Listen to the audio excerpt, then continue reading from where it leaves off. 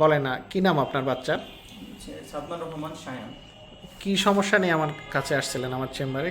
ওর মাথা বড় হয়ে গেছিল, হাইড্রোকেফালাস রোগটা হয়েছিল। মাথা বড়র সাথে সাথে মানে কি কি শারীরিক লক্ষণ?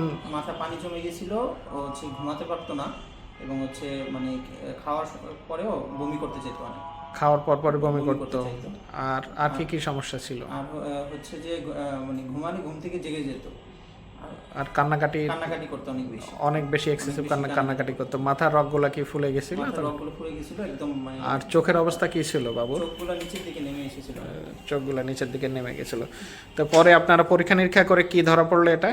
এটা মানে মাথা বড় হওয়ার যে রোগ, মানে হাইড্রোকেফালাস। এই রোগ নিয়ে আপনাদের কি কোনো মানে কোনো কেউ ভয়টা দেখাইছিল এই রোগের চিকিৎসা পদ্ধতি নিয়ে? এটা নিয়ে আমরা অনেকগুলো হসপিটালেই মানে ঘুরছি, তো ওখানে অনেক ডাক্তার এরকম বলছে যে ও সার্ভাইভ করবে না, কারণ অনেক ছোট, এবং এত ছোট বাচ্চা সার্জারি করা যাবে না।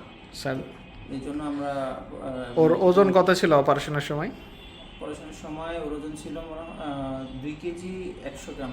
2 কেজি 100 গ্রাম। মানে এই বাচ্চা দেখে তারা অনেকে করতে চায় না, করতে চায় না। সার্ভাইভ করা একটু টাফ হবে আর কি। এখন যে অপারেশন করলেন আপনারা, তাও রিস্ক নিয়ে অপারেশন করার পর কি বুঝলেন আপনার? মানে যে লক্ষণগুলো বললেন, মাথা বড় হয়ে যাওয়া, তারপর চোখ নিচের দিক চলে যাওয়া, তারপরে তার বাচ্চার খিঁচুনি মনে ছিল আগে, খিঁচুনি। আর আর কান্নাকাটি করে না ওরকম? অস্থির কান্নাকাটি করে না? আর চোখও স্বাভাবিক হয়ে গেছে? এই যে এই যে এখন তার ওজনও তো বাড়ছে আল্লাহর রহমতে। এখন দেখে তো কেউ তো বলবে না এটা একটা অস্বাভাবিক বেবি। মাথার ওখানেও তো নেমে গেছে, দেবে গেছে এর কারণে। অপারেশনটা কি হয়েছিল আপনার বলতে পারবেন? ভিপি শান্ট অপারেশনে কতদিন পরে আসলেন আমার কাছে? আজকে 1 মাস পরে।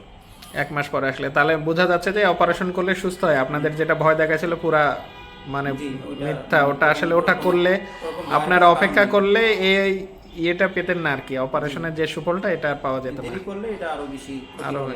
যাই হোক, ঠিক আছে, ভালো থাকুক আপনার বাচ্চা। ওকে, হ্যাঁ।